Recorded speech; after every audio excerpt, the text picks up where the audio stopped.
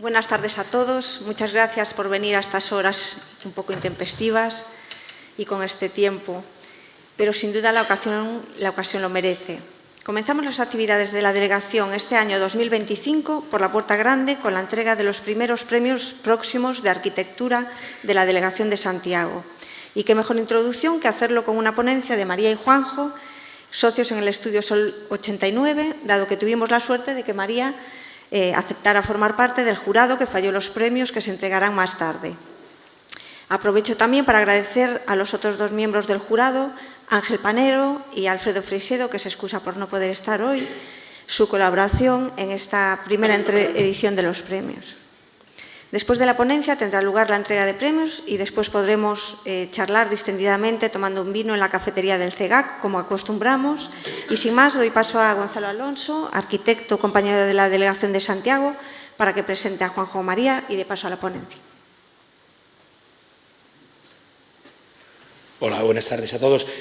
Lo primero que me gustaría es agradecer y darle la enhorabuena al colegio, a la Delegación de Santiago, por estos premios que nos permiten, por un lado, recordar y premiar obras magníficas de nuestro entorno, de estudios de arquitectura, yo creo que más que interesantes y sobradamente buenos, y por otro lado, disfrutar de Sol 89 gracias a esta doble labor de jurado y ahora de conferenciantes, ¿no? Como sé que todos somos muy tímidos, aprovechad después los pinchos porque son dos personas encantadoras, muy cercanas y de las cuales podemos aprender mucho. Nosotros tenemos cierta relación profesional desde hace un tiempo. He tenido la oportunidad de ver alguna de sus obras, menos de las que yo quisiera. Estoy deseando ir a Corea. Pero sí que es verdad que son obras como desde mi punto de vista, muy cercanas, muy sencillas, pero que al mismo tiempo hablan de valores universales de la arquitectura que quizás en algunas, a pesar del tamaño que nos puedan parecer, aportan más de lo que a primera vista vemos. Estoy pensando ahora mismo en la Almadraba, un proyecto sencillísimo pero delicadísimo. Estoy pensando en los espacios y la sucesión de espacios de, creo que las dos de las viviendas que nos van a enseñar hoy, y estoy pensando en algunos de los proyectos pasados que recordamos. Además, he tenido también la oportunidad de escucharlos en otras ocasiones y no sé si por su labor docente, pero su forma de contar los proyectos también es francamente deliciosa. Con lo cual, muchas gracias a los dos y espero que disfrutemos de este momento.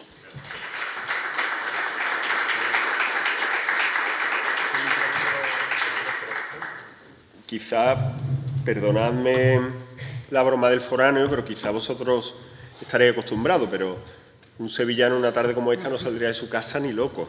Así que os agradezco y reconocemos muchísimo vuestra presencia hoy aquí, que para nosotros, pues muy de agradecer porque siempre que venimos a Galicia nos sentimos realmente bien acogidos. Además, resulta que no hace tanto vinimos ya a dar una charla a la delegación de Santiago de Compostela del colegio, con lo cual el reto es el doble, porque uno no hace tantos proyectos como para venir a menudo y poder contar algo nuevo. Así que ha sido un cierto reto volver a montar una segunda charla sobre las cosas que estamos haciendo. Y habría una tercera circunstancia por la que nos resulta especialmente grato estar hoy aquí. Es que una de nuestras labores, además de las de arquitectos que intentan desarrollar su oficio, que sin duda si hubiera que quedarse con una, nos gustaría que fuera esa por la que se nos define, también somos profesores, como ha mencionado en su cariñosísima presentación, y también nos dedicamos a una suerte como de intento de defensa de la cultura arquitectónica. Esto que suena un poco pomposo significa que nos gusta otear un poco el horizonte de cómo está la arquitectura, de nuestra región, de nuestra ciudad, y en alguna ocasión, como ha sucedido en los dos últimos años, incluso del país entero, porque hemos sido comisarios de la Bienal Española de Arquitectura y sucedió algo que ya intuíamos por las anteriores bienales, y es que reconocemos que en Galicia y esto lo hemos dejado por escrito, por lo tanto no se me puede acusar de que os esté intentando dorar la píldora por estar hoy aquí. Hemos dejado por escrito que hay un momento especialmente feliz de la arquitectura gallega, creemos que con mucho pulso y con una personalidad propia, que seguramente coincide también con una especie de movimiento periférico o centrífugo, ¿no? Donde la península, desde nuestra opinión, se reconoce en su práctica más interesante en los límites, en los que quizás hasta los 90 eran regiones casi periféricas, ¿no?, respecto a los grandes focos emisores de la arquitectura, y que hoy día creemos que están definiendo realmente el tono de la arquitectura española, ¿no? Hablo de Galicia, hablo por supuesto también de Cataluña, de las Islas Baleares, de Andalucía, quizá no tanto en cantidad de producción, pero sí en algunas cuestiones. En fin, una especie de movimiento tangencial que a nosotros particularmente nos hace sentir muy cómodos cuando estamos aquí, ¿no? Cada uno habla de sus cosas, pero en el fondo son cosas análogas y concomitantes, ¿no?, que nos permiten que haya una conversación interesante. Bueno, por todas esas circunstancias os digo de verdad que es un verdadero placer estar aquí. Tan es así que yo, y seguramente lo notéis a lo largo de la charla, hasta ayer estaba en cama con una gripe insoportable, pero he querido venir porque me apetecía muchísimo. Joder, pero si me falla, alguien se tomara un vino contigo. Sí, si me falla la voz, pues me lo perdonáis, pero tiene que ver con estas circunstancias que os digo. Bueno, como os decía, lo que hoy vamos a contar no es tanto una charla retrospectiva de nuestro trabajo en general, ni siquiera una especie de corte más ortodoxo que hablara de tipologías o de geografías donde estamos trabajando. Ya se ha mencionado que ahora tenemos una especie de capítulo paralelo a la actividad habitual del estudio que se está desarrollando en Asia, en Corea, pero es casi como una especie de no sé, como de desdoblamiento del estudio, ¿no?, que está sucediendo como de una manera paralela al día a día. Sino que vamos a hablar de unos últimos proyectos donde hay una idea recurrente que creemos que sí ha participado un poco de nuestra trayectoria, estos 20 y tantos años ya, pero que quizá cada vez está pesando más, ¿no? Y es esta condición que tiene que ver con el título de las charlas, de los ritos en la arquitectura, ¿no? Claro, ¿qué definiríamos por rito? No pretendemos tanto hablar de identidad, que nos parece un concepto un tanto complicado, no es que esté tan manoseado como otros, ¿no?, pero sí es verdad que empieza a ser una palabra un poco malversada en algunos momentos, compleja, porque tiene unos límites difusos y difíciles de definir. El rito tenía más que ver con una cierta recurrencia de ciertos problemas que, independientemente de las épocas, las tecnologías, los arquitectos que fueron o que ahora seamos, parece que siempre han estado presentes las preocupaciones de la actividad y de la práctica profesional de los arquitectos, ¿no? Esto tiene que ver con una reflexión que seguro que vosotros como arquitectos ejercientes ya tenéis muy clara, pero que quizá cuando uno sale de la carrera no lo ve con tanta claridad. Y de hecho para nosotros es una de nuestras obsesiones de trasladarlo a los alumnos. Y es que siempre se nos ha solido contar la historia de la arquitectura como un problema historiográfico, un problema de estilos, un problema de concatenaciones de causas y consecuencias, un problema ligado a acontecimientos a veces como de escala pues macro, ¿no?, de historia o de grandes movimientos sociales, y eso ha impedido comprender la historia de la arquitectura como una cantera tan nutritiva como puede ser la propia arquitectura contemporánea, es decir, una forma de apoyarnos en ella para resolver nuestros proyectos de hoy día que puede ser tan asequible como otros proyectos que comprendamos que son más cercanos a nosotros, ¿no? Esta condición para nosotros es vital y a los alumnos se lo contamos día a día, ¿no? No existe una historia de la arquitectura, sino existe un grupo de arquitectos infinito que ha sucedido durante centenares de años enfrentándose a problemas de proyectos. Cada uno con su contexto cultural, con sus herramientas, pero en definitiva problemas de la arquitectura que muchas veces son recurrentes y que generan que la arquitectura muchas veces se haya movido en términos de ritos, ¿no? Bueno, esta circunstancia... a ver, ¿esto dónde se cambia? Tenemos doble aquí, monitor, ¿no? ahí. Sí, aquí es. Perdón, ¿dónde se cambian las diapositivas? Ah, aquí, sí, perdonad. Esta circunstancia lo podemos ver en casos tan claros o tan ortodoxos como este, ¿no? Estos fustes que hacía Palladio en Vicenza, que a falta de presupuesto, sus pretensiones de generar una arquitectura a la altura de sus evocaciones romanas, tenían que construirse con ladrillos triangulares, con los que poder emular fustes monolíticos que dieran la escala a sus verdaderas ambiciones, ¿no? Al final había un problema económico que le llevaba a sustituir esa escala por elementos cerámicos que se estucaban y que finalmente daban esa imagen que él pretendía, pero medía de por medio un problema tan pedestre como el que nos podemos enfrentar hoy día cualquier arquitecto de tener que ajustar unas pretensiones a un presupuesto, ¿no? Vista así, para nosotros la historia de la arquitectura desde sus orígenes se presenta como una posibilidad de confrontar nuestras ideas a estas otras situaciones análogas a las que otros arquitectos se enfrentaron, ¿no? Hay un texto que, bueno, nosotros podríamos limitarnos a hablar de nuestra obra, a describir las coyunturas en las que sucedieron y cuáles fueron las decisiones que tomamos, pero la verdad que siempre nos parece más enriquecedor si intentamos hacernos acompañar por voces que consideramos mucho más autorizadas, ¿no? Así que, perdonadnos en varios momentos de la charla, citaremos a otros arquitectos o no arquitectos, a gente que creemos que de alguna manera han dicho de una manera muy clara lo que nosotros apenas siquiera intuimos, ¿no?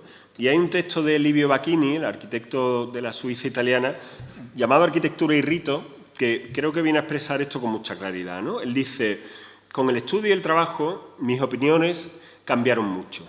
La historia de la arquitectura dejó de ser para mí un listado de monumentos a conservar para convertirse cada vez más en un instrumento de trabajo, en un conjunto consistente de problemas inmutables con los que, con total regularidad, deben confrontarse todos los arquitectos, desde la antigüedad hasta nuestros días. Es una historia de la arquitectura muy corta para un oficio que tiene 5.000 años de edad. A medida que reflexionaba sobre lo que hacía, cada vez era más evidente que los problemas que cuentan, los que pueden obsesionarte durante toda una vida, son pocos. Y aún me sorprendía más el hecho de descubrir que eran los mismos para todos los arquitectos que me habían antecedido. Los antiguos se hicieron amigos míos, hasta el punto de que llegué a creer que estaban vivos y que podían trabajar con ellos cotidianamente. La historia se me apareció entonces como una cadena de acontecimientos tendentes a la solución de ciertos problemas comunes. Y de repente me sentí como un intermediario deseoso de ofrecer mi modesta contribución a la solución de estos problemas. Es decir, esta condición de asumir definitivamente que la arquitectura es una práctica colectiva, lo que sucede es que no solamente se desarrolla en el presente, sino a lo largo de todos los tiempos, ¿no? Que no somos más que un eslabón que está reflexionando sobre cuestiones sobre las que otros muchos están pensando ya, ¿no? Bueno, para intentar desarrollar esta idea, o por lo menos apuntarla, os vamos a contar 3 proyectos muy dispares entre sí, en realidad, o al menos 2 de ellos respecto al tercero. Se trata de 2 expedientes domésticos, una casa en el centro de Sevilla, otro en un pueblo cercano, y una tercera intervención de carácter más paisajístico y patrimonial en la costa de Huelva, en el sur de España, como sabéis, muy cerca de Portugal, ¿no? Al hilo de este texto de Bacchini que os hemos contado, que os hemos leído, pues centrándonos en el concepto de rito como un invariante conceptual que se repite a lo largo de la historia, vamos a contaros estos 3 proyectos intentando mostrar cómo las trazas de un lugar, a través de sus ritos, de sus tradiciones o de su historia, cuando realmente es un asunto que ya ha tenido como una verdadera impronta historiográfica, ha servido para deducir el proyecto no en términos de reconstrucción análoga ni filológica, sino para comprender cuáles son las claves más esenciales que debían ser entendidas y resueltas de algún modo, ¿no? Bueno, vamos a pasar al primer proyecto. Bueno, no sé si alguno ha cometido la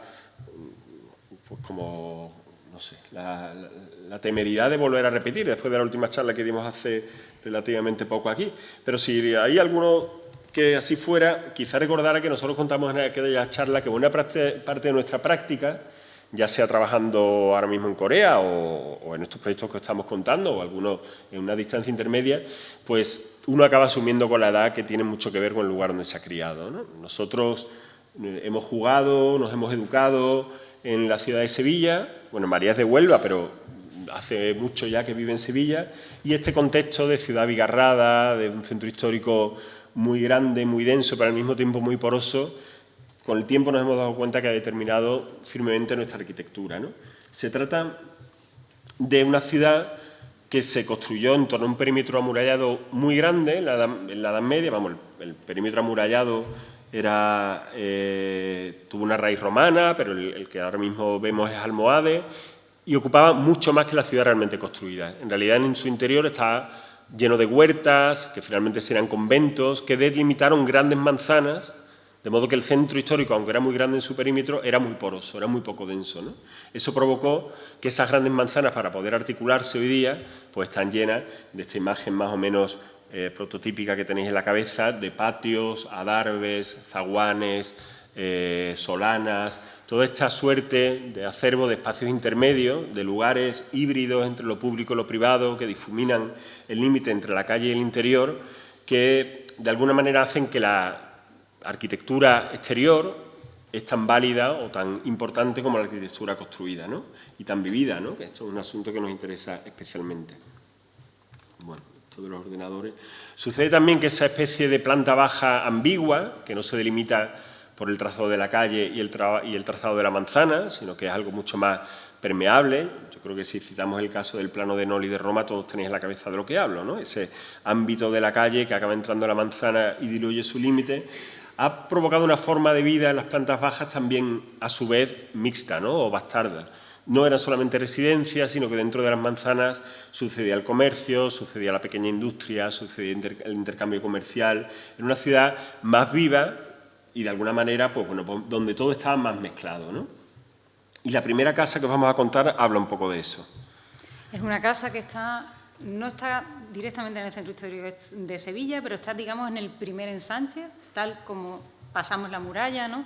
Entonces, con esto que hablamos nosotros del rito, ¿no? De la tradición, de recuperar la tradición, uno aprende los modos en los que se opera en la casa tradicional sevillana, ¿no? En los modos en los que la casa se relaciona con la calle, ¿no? Y por qué las calles del centro histórico son tan vividas frente a las calles de otros barrios residenciales en las que se pierde como esa tensión que hay entre la casa y la calle, e intentamos, cuando nos encargan esta casa, que es una casa de nueva planta, prácticamente lo que había era un almacén que demolimos, teníamos que hacer una casa, era intentar ver cuáles son esos ritos que se producían en la ciudad tradicional que nosotros podíamos incorporar en esta primera periferia de la ciudad sevillana, ¿no? Para ello, pasaba un momento, sí, para ello recuperamos, hay un libro que os recomiendo, que se llama La casa en Sevilla, que realmente el libro no tiene mucho valor, o sea, no es un gran libro, pero a nosotros sí es un libro que nos parece súper interesante. Es un libro que edita José Ramón Sierra, que muchos de vosotros lo conoceréis, fue profesor catedrático de expresión gráfica de nuestra escuela, que recoge una serie de años de su experiencia como profesor de análisis de forma. Análisis de forma, yo no sé aquí si en Galicia sigue existiendo, en la Escuela de Sevilla desapareció, pero análisis de forma era una asignatura que intentaba como aplicar un método científico, ¿no?, al estudio de las ciudades, ¿no? Crear como herramientas, como instrumentos aplicables a la ciudad. Entonces hacían este tipo de análisis con los alumnos, con este tipo de dibujo un poco naif, ¿no? Unos estudiaban pues las cubiertas, otros las sombras en las calles, otras las alturas, ¿no? Analizando ese libro, veo este dibujo tan feillo que tampoco tiene ningún interés, ¿no? Y veo, pues mira qué interesante, porque está estudiando como la relación, los gradientes entre lo público y lo privado en las casas sevillanas, ¿no? Y digo, lo azul en la calle, los espacios que vemos en grises son estos espacios intermedios que antes contaba Juanjo, y los espacios amarillos son los espacios vivibles. Claro, yo tengo gafas de ver de cerca y no me paro a pensar, a ver bien, y veo que no pone casa vivible, pone casa visible. Y es un matiz realmente interesante, porque realmente la casa visible es un tema súper importante en la ciudad andaluza. Si vosotros recordáis pasear por las calles de Córdoba, la calle de Sevilla, el espacio, el ámbito privado es un ámbito totalmente privado, pero la casa se abre para ser vista, ¿no? Para que la vean y para también mostrarse, y se crea una relación recíproca entre la casa y la ciudad.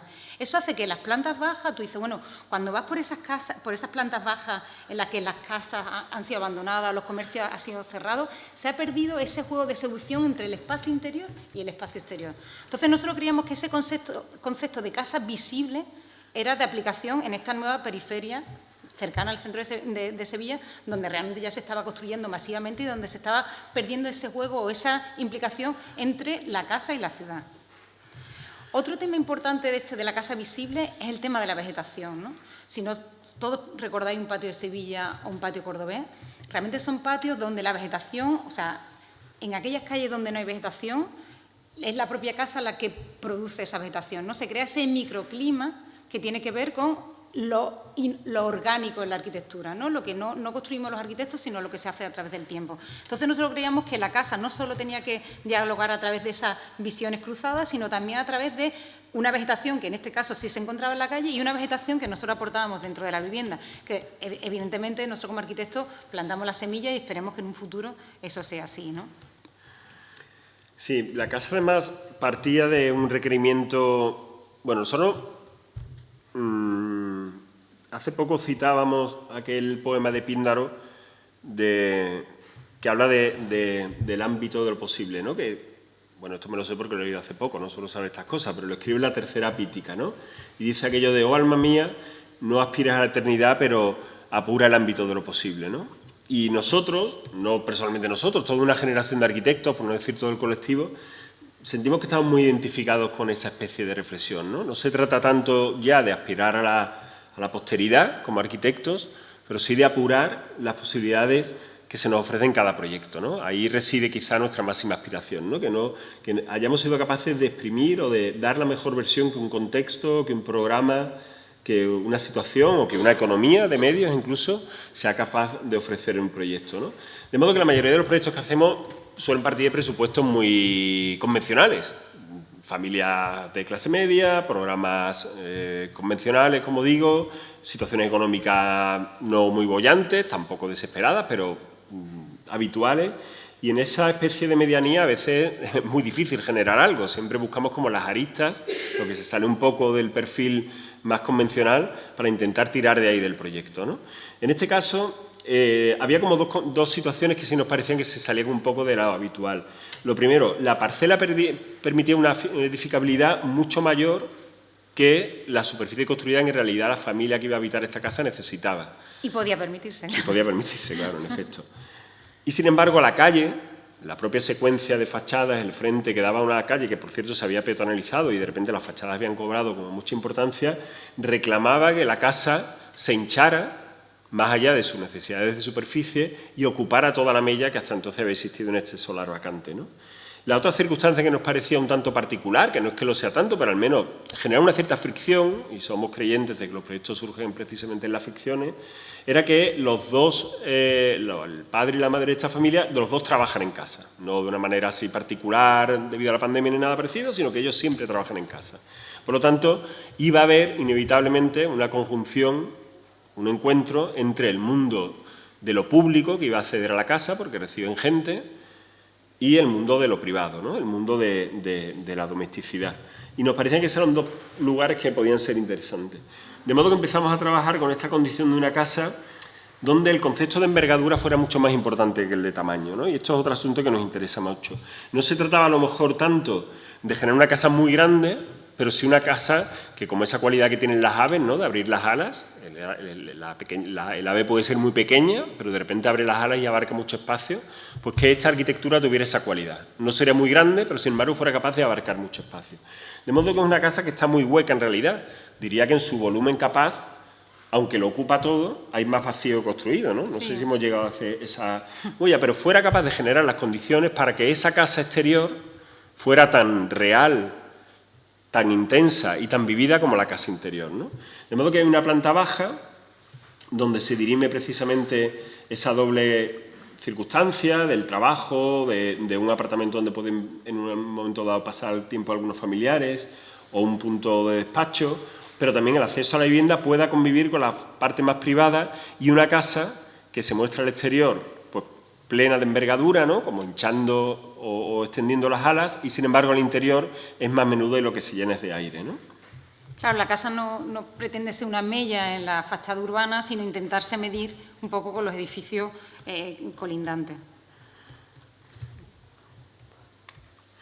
Bueno, al final también está esta circunstancia que dice María, como de la doble vis que tienen buena parte de las casas tradicionales andaluzas, ¿no? Una casa que puede llegar a ser muy opaca, casi en un código social, donde se cierra, donde no quiere mostrar nada, donde es más íntima y preservada, y una casa que en momentos festivos, en momentos bueno, pues que se muestra como más abierta y transparente, puede llegar a hacerse completamente permeable, ¿no?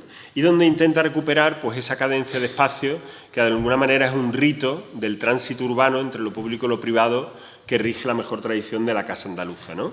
Esa casa que transita desde la calle hasta el zaguán que en Andalucía también tiene un nombre que a nosotros nos gusta mucho. Zaguán es bien bonita, porque es árabe y tiene como esa sonoridad, yo creo, tan resonante, pero también en Sevilla y especialmente en Cádiz también se llama este espacio casa-puerta, ¿no? Que nos parece un concepto que es una especie, no sé, como de la parte por el todo, ¿no? La casa es la puerta y ya la propia puerta consiste en comprender que ya te está acogiendo, que ya es la casa, también ¿no? Es un espacio como muy andaluz, porque es un espacio que te invita a entrar pero no te deja pasar, ¿no? Y eso, no sé, si conocéis un poco el carácter de los andaluces así, parece... siempre es como, es un término intermedio, está entre lo público y lo privado, es un espacio, no sé si ambiguo o promiscuo es la palabra.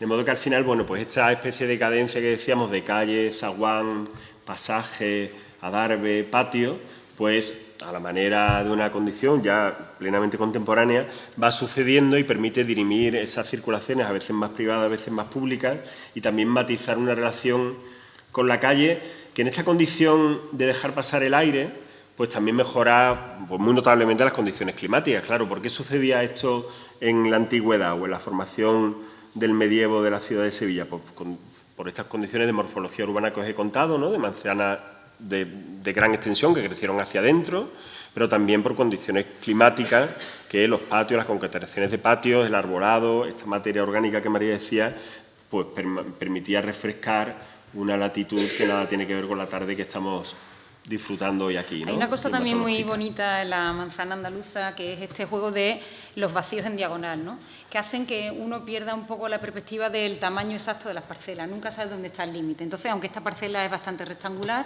esa idea de ir combinando espacios diagonales abiertos tanto en planta como en sección hace que uno pierda un poco la noción de cuáles son los límites exactos de esa parcela.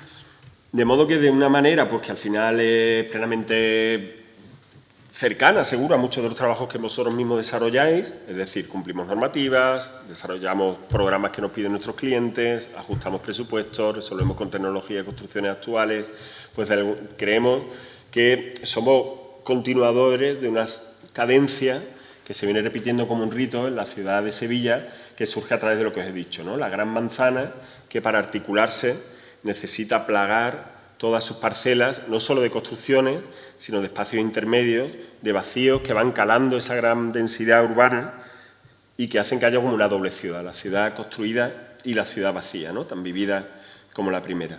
Y que al final pues, genera también este tipo de ecosistemas que en la climatología que nosotros vivimos y que a veces sufrimos, pues son cada vez más necesarios, ¿no? Y que permite que la casa pues, al final tenga un gasto energético mucho más medido, desde una cierta intuición y una cierta tradición. A mí me da mucha envidia y tengo muchas ganas de que así sea cuando a mis queridos y admirados colegas catalanes pues compartimos experiencias residenciales y ellos nos cuentan las ingenierías bioclimáticas con las que trabajan y los cálculos que hacen previamente y verdaderas parametrizaciones de las casas a efectos de soleamiento, de ventilación, de brisas cruzadas. Y bueno, no nos ha dado todavía el presupuesto para poder trabajar una ingeniería de este tipo, pero en el fondo desde una forma de trabajo análoga, desde el intento de aprendizaje, de la memoria rosiana también, ¿no? De cómo se vive la ciudad, que tanto marcó la Escuela de Arquitectura de Sevilla, pues uno comprende que estas emulaciones a partir de la tradición también son eficaces para llegar a ese control, no con esa eficiencia científica desde luego, pero sí desde estos acercamientos que además tienen esa otra lectura. Al final hay algo que no solamente tiene que ver con lo paramétrico, hay algo que tiene que ver con lo atmosférico, que tiene que ver con el encuentro social, que tiene que ver con una forma de vivir la calle de la ciudad que nos acoge a nosotros, de entender el patio como una estancia más, como una estancia especialmente sugerente, ¿no? que María Zambrano cuenta así, ¿no? Cuando dice el patio así es el centro de la casa en todos los sentidos, ¿no? Aquí lo leéis. Una estufa que distribuye el calor del aire, siempre ha de haber un rincón al sol, siempre otro a la sombra, sus paredes permiten ver girar la luz del día y de la noche, el patio es símbolo y recuerdo, y aquí es donde llega el calado, ¿no? Porque para eso es María Zambrano cuando dice de ese trocito de paraíso irrenunciable, ¿no? Porque está evocando toda la infancia, el pasado, la historia de nuestros padres, de nuestros abuelos, donde parece que todos los ritos de la ciudad siempre surgían o en la calle o en torno al patio, ¿no? Siempre en torno al espacio al aire libre, ¿no? Bueno, el patio, el espacio al aire libre también permite pues, partir la escala en dos. Está como esa escala un poco más procesional, en torno a la apertura más grande, que también se utiliza como entrada de vehículos si hace falta, pero también no es un garaje, es un espacio abierto y doblemente ventilado, que también se utiliza para cumpleaños de los niños o para zona de comer, O una escala más menuda lateral que te lleva a la parte más privada de trabajo, que entras un poco de soslayo y que te guía, bueno, pues a través de una construcción que tiene decisiones materiales muy sencillas. Por un lado, una un poco intuitiva, pero que funciona, y es que el pavimento tenga resonancias urbanas, ¿no? Sea un pavimento todavía un tanto áspero a través de un adoquín de basalto, y que una serie de grandes jácenas de hormigón, bueno, grande hablo para una escala doméstica, ¿no?, sea capaz de absorber tanto los forjados cuando se pavimenta al interior, y simplemente es un forjado que lleva un suelo radiante, o se pavimenta cuando salta por encima, digamos, cuando la losa del forjado está enrasada a la cara superior de la jácena, pues simplemente coincide con el pavimento, o cuando son forjados exteriores, pues se aprovecha para meter unas cúpulas de estas de polietileno para poder desviar las aguas y que haya garantía de estanquidad y de aislamiento térmico sin necesidad de que haya grandes problemas en este punto, ¿no? Y también, bueno, pues se generan esta idea como de impostas, ¿no?, muy potentes, que generan una cierta horizontalidad, que hacen que la casa se ofrezca como bandejas en torno al patio y hacia la calle, y entre las impostas de hormigón pues aparecen pavimentos cerámicos revestidos con mortero de cal, ¿no?, que es otro elemento que hace unos años, ahora es un lugar común, debo decirlo, porque también estamos ahora como en la época de los materiales moralmente aceptables, ¿no? Ahora, si yo digo hormigón, igual me caen tomates. Si digo mortero de cal, igual hay vítores, porque como está continuamente recogiendo el CO2, ¿no?, tanto en su proceso de fabricación, como en su aplicación, como en su vida útil. Bueno, pues esta casa es un poco culpable y al mismo tiempo también nos salvará. Tiene hormigón, pero tiene mortero de cal, que está muy ligado, ahora fuera de broma, a una cierta industria de los molinos de cal y de los hornos de cal de leña de encina, que están muy ligados, como digo, a la provincia de Sevilla, y de hecho esta es de cales de Morón, que la cal de Morón es casi como los polvorones de Estepa, un producto genuino de sevillanos, ¿no? Bueno, y así la casa, pues al final una casa que, claro, tiene muy controlado su clima y su atmósfera interior, gracias a que es muy introvertida, no niega la calle, pero claramente en momentos ruidosos o calurosos solo se abre hacia adentro, y permite que sea muy transparente también, porque cuida mucho estos pequeños hábitats, y son los vacíos los que articulan las estancias, ¿no?, porque entre una cosa y otra cosa lo que suele haber es vacío, más que tabiquería o cerramientos, ¿no? Y bueno, poco más que contar. En realidad, claro, uno se va haciendo viejo y cuando mira las obras se va dando cuenta, nunca nos hemos considerado arquitectos de estilo, es decir, igual nos podría haber ido mejor si nuestras obras fueran reconocibles todas por estilemas, ¿no? Mira, son arquitectos de arquitectura blanca, o son arquitectos de hormigón. ¿Qué va? Tenemos como esta dichosa manía de que en cada proyecto se nos ocurre intentar construir de una manera, con lo cual nos solemos equivocar. Nos aburrimos menos quizás, eso sí. Pero bueno, es verdad que al final uno siempre arrastra una mochila que con el tiempo se va dando cuenta que es recurrente, y una de ellas es esta condición un poco del espacio diagonal, es decir, entender que las plantas pueden ser muy ordenadas y con eso uno garantiza una cierta eficiencia funcional, una cierta eficiencia constructiva también, y sin embargo son las secciones las que se dislocan y generan secciones normalmente que provocan diagonales, ¿no? Esto sucede en esta casa a través de esos 2 patios y medio que nosotros llamamos, ¿no? Un primer patio, otro patio que queda en la esquina, que aquí no se ve, y un medio patio terraza que se acaba fundiendo con la cubierta. Claro, y también pasa un poco lo que os contaba, que nosotros esperemos que la vegetación que crezca en la casa al final se acabe compartiendo con las visiones desde la calle, pero también hacemos esto que veis aquí, ¿no?, que desde cualquier sitio de la casa nos aprovechamos de las 2 copas inmensas de los árboles que hay en la acera, que es casi un privilegio en la ciudad, ¿no?, que no se da en cualquier sitio. Y decíamos que ese recurso como del espacio en diagonal en sección pues permite ordenar las plantas y al mismo tiempo controlar mucho las visiones cruzadas, ¿no? Y que es algo que en realidad ya hemos hecho en varios proyectos, y incluso muy desde el principio. Uno de los primeros proyectos que hicimos, que era un equipamiento muy grande, de cuando en España había concursos abiertos, ¿no? Y un chiquillo... Y equipamientos grandes. Que claro, por lo menos en Andalucía, las administraciones sacaban concursos, y un chiquillo con 28 años, bueno, chiquillos, ¿me entendéis, no? Chiquillos. De hecho, este proyecto es un concurso que ganamos y todavía no teníamos la nota del fin de carrera. Sí, sí. Sabíamos que si ganamos, ya había un amigo nuestro que firmaba con nosotros que ya sí era arquitecto. Bueno, pues esas cosas pasaban antes de la crisis, que generarían errores seguro, pero Oye, también hay buenos arquitectos que han salido y que fueron capaces de sacar para adelante estos proyectos, porque la gente no es tonta y si gana un proyecto de este tipo, aunque no tengas esta endiablada solvencia técnica que ahora te piden para todo y que es una falacia, pues ¿qué hacías? Pues te reunías con una ingeniería solvente, recurrías a un compañero con más experiencia y no te tirabas a la Bartola, no te ibas a suicidar. Bueno, pues este equipamiento que apenas hicimos con 20 y pocos años ya recurría como esta idea de plantas muy ordenadas que se dislocan o se desplazan en sección para generar estos vacíos diagonales que sobre todo lo que intenta es que el vacío, es decir, aquello que no es edificable dentro de la parcela, no sea lo que resta, es decir, no sea lo que sobra, sino más bien es lo que ordena. Es decir, se incorpora como una especie de espacio o de materia que se conforma a través de lo construido, pero que tiene una densidad tan importante como la propia materia, ¿no? Bueno, alguna imagen más de la casa, que al final pivota en torno a esta escalera. Al final es una casa, ya os digo, muy pequeña, 2 dormitorios, la parte de trabajo de abajo y una última terraza muy hueca que intenta, pues esto que os decía, de desplegar las alas para tener más envergadura y mostrarse a la calle con la escala que creíamos que era importante, ¿no? Por esto que también quizás es una cosa que hemos ido aprendiendo de nosotros mismos, digo, de reconocernos, ¿no? Y es que al final, sin que se enteren nuestros verdaderos clientes, o sea, los que pagan, siempre creemos que nuestro verdadero cliente, nuestro primer cliente al menos es la ciudad. O sea, por muy privada que sea una obra que uno hace, por muy pequeño que sea el encargo, siempre hay una deuda con la ciudad.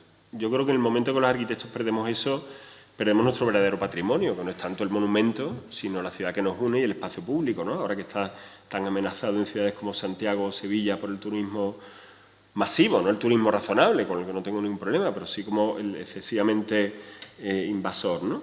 Bueno, al final la ciudad tiene como esa especie de pleitesía o de amabilidad hacia la ciudad, donde intenta mostrarse, dialogar con ella cuando hace falta, proveerla de la escala que creemos que merece esa calle, darle la prestancia material que seguramente ennoblece una secuencia urbana, en fin, entender que uno se debe también a la ciudad y no solo a su propio programa privado. De los ritos que os contábamos, y además esta imagen yo creo que está bien sacarla aquí, porque esto fue un dibujo que, o sea, unos dibujos que nosotros hicimos por encargo de la editorial Battlewood, que es gallega, ¿no? Vosotros lo conocéis, que en 2015 sacaron una de sus publicaciones que se llamaba Las Virtudes.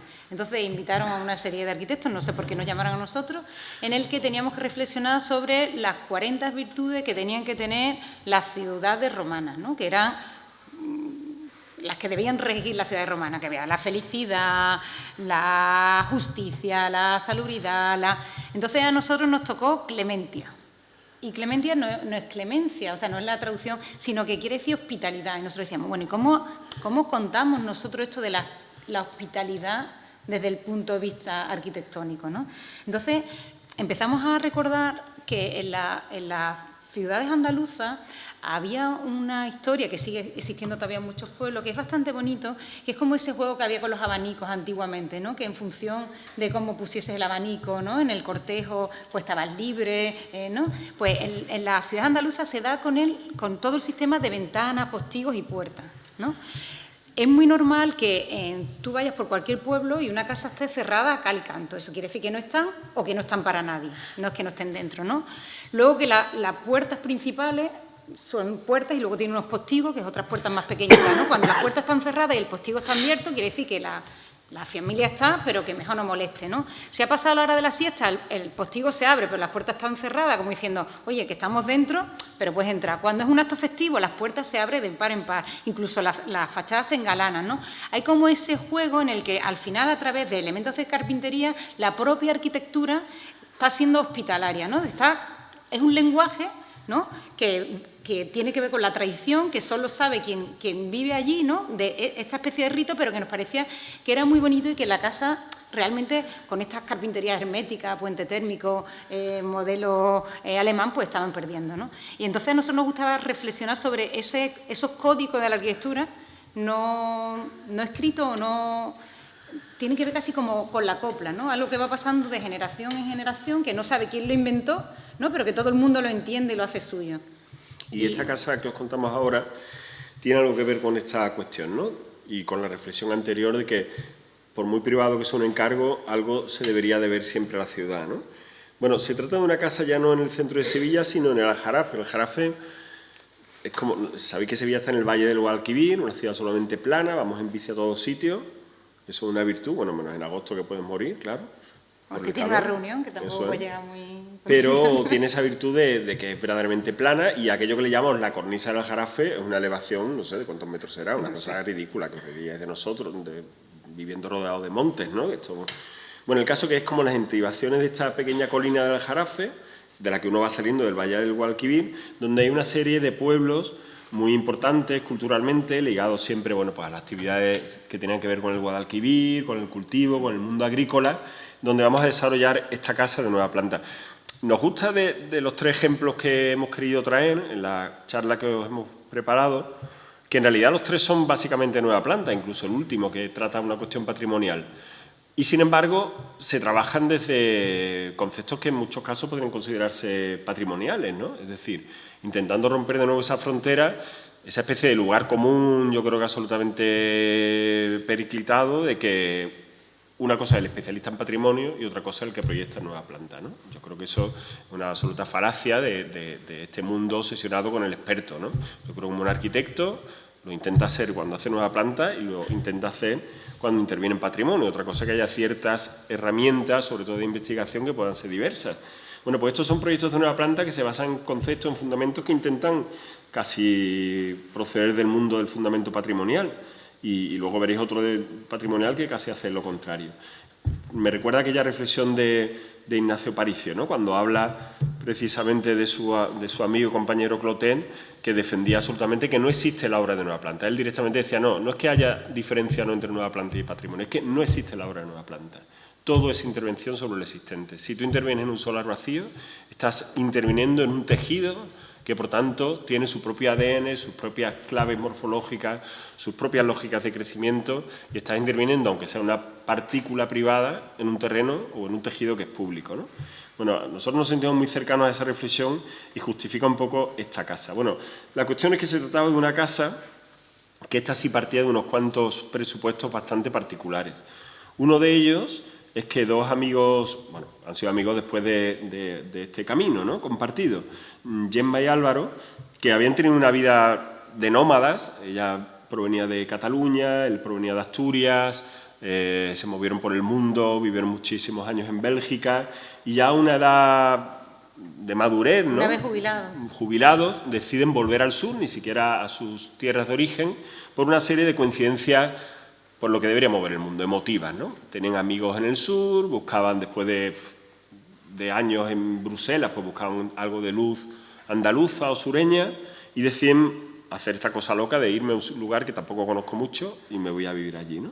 Acaban dando con una parcela que también tenía otra peculiaridad, y era unas proporciones no extremas, pero sí de una cierta esbeltez de 5 por 30 metros, que derivaban en realidad de una razón clarísimamente morfológica, y era que es una ciudad de origen agrícola, de modo que buena parte del parcelario era muy extremo, con muy poco frente de fachada y muy alargado, para en muchos casos intentar tener doble acceso, uno para proveer a la vivienda, otro para proveer a estancias al corral, de corrales o de espacios de apoyo para la actividad agrícola, y aunque no tuvieran dos ámbitos, siempre existía como esa dualidad entre la casa tapón, es decir, la que daba frente. La casa tapón es una terminología también muy al uso en la escuela sevillana, a través de un profesor que se llama Juan Luis Trillo, que habla precisamente de la casa que da cierre a la manzana y se muestra la ciudad, frente a otras edificaciones de interior de manzana, normalmente más humildes, pero que aportaban como